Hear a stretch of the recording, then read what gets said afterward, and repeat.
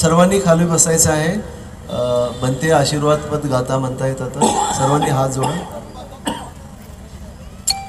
यथा वरिवः पुरा परिपूरन्ति सागरं एवमिवाइतो थिन्नां पेतनां उपकपते इच्चितां पतितां तुम्हां किप्पाम्येवा समिच्यतो सभ्ये पुरेन्तु सङ्कपाञ्चन्तो पनरसो यथा मणिज्योतिरसो यथा सभीत्यो विवज्जन्तो Sabharoko vinnasato matem vattvantarayo sukhi dhika yukho bhava abhivadanasīlesa nityam uthapacayino Chataro thamma vathante ayuvanno sukhang phalang. विभावरी गजबी जी कृपया आए और आभार व्यक्त करें.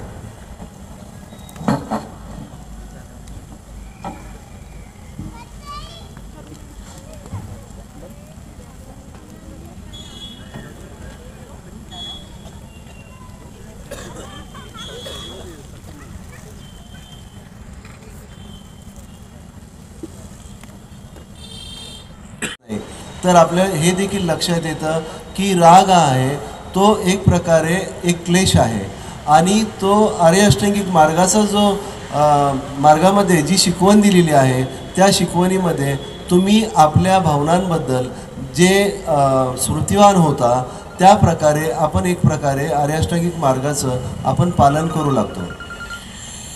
So this is something we can practice. It is doable. It's not easy, but it can be done. And the Lord Buddha said on many occasions, I teach you to abandon the unwholesome, develop the wholesome, purify the mind, because you can do it. If you could not do it, I would not teach it. भगवान बुद्ध म्हणतात की या ज्या गोष्टी आहेत ते तुम्ही करू शकता, त्या तुम्हाला शक्य आहेत. मी तुम्हाला अकुशलाचं उच्चाटन करण्याची आणि कुशलाचा विकास करण्याची जी शिक्षण पद्धती तुम्हाला सांगितलेली आहे ती यासाठी सांगितली आहे की माझा याच्यावर विश्वास आहे की या गोष्टी तुम्ही करू शकता.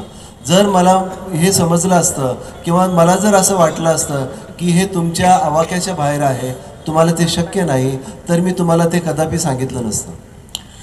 In Thailand these days there are many monasteries that are very rich and they build huge buildings and they build stupas and chidis and they import the most expensive stone from other countries and they want the biggest and the best and they want something that will last 1000 years. थायलंडमध्ये सध्या अशी परिस्थिती आहे की तिथली विहारं जी आहेत, तिथली मंदिरं जी आहेत ते अतिशय संपन्न आहेत, अतिशय श्रीमंत संपन्न असं ती विहारं ते तयार करत आहेत आणि अशा प्रकारची विहारं तयार करण्यासाठी ते बाहेर देशातून दगड मागवतात, त्याला अतिशय चांगल्या प्रकारे सजवतात आणि त्यांची अशी इच्छा आहे की त्यांनी बनवलेल्या ज्या इमारती आहेत त्या हजारो वर्ष टिकाव्यात. And my objection to this is, yes, we can create physical structures that can last for 1000 years, but how do we know that Buddhism will last for 1000 years?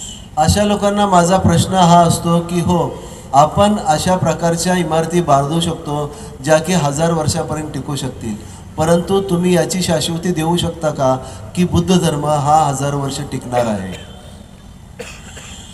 I personally, I am not against building stupas, chidis, all these things. I like them very much. But I think it's important that we remember that Buddhasasana, Buddhism, is not to be found in buildings, it's not to be found in monasteries, but it's in the actions, the speech, the minds of all of us.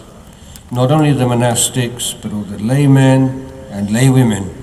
And it's the sincerity with which we take the Buddha's teachings, learn them and apply them in our lives, which will determine whether or not Buddhasasana will flourish or will gradually fade away.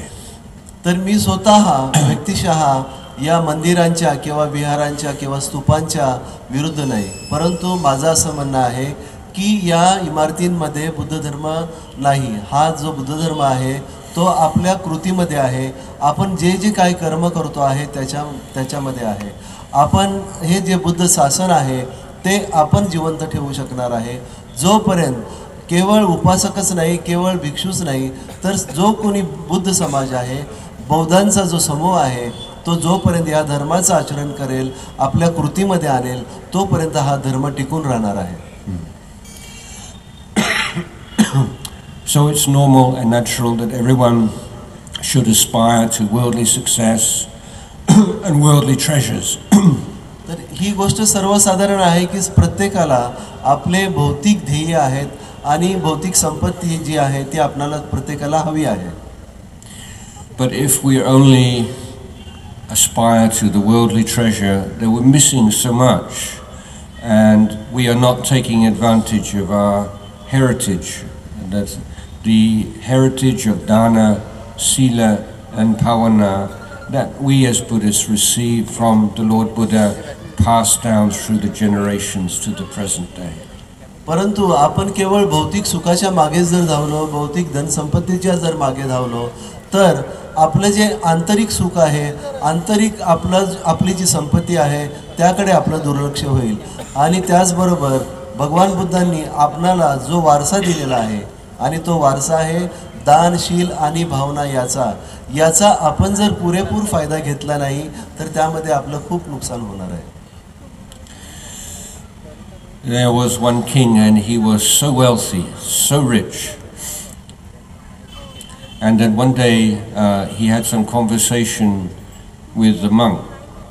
And the monk said, suppose you were caught in the desert alone, so hot, nobody around, what would you give for water to drink? And he was said, I will give half my kingdom. तर एक राजा होता आणि त्या राजाचा संवाद एका भिक्षूबरोबर चालू होता. आणि तो संवाद चालू असताना आदरणीय भिक्षूंनी त्याला प्रश्न विचारला की अशी कल्पना करा महाराज की तुम्ही एका वाळवंटातून जात आहात आणि त्या वाळवंटामध्ये तुम्ही एकटेच आहात आणि त्या ठिकाणी तुम्हाला खूप तहान लागलेली आहे.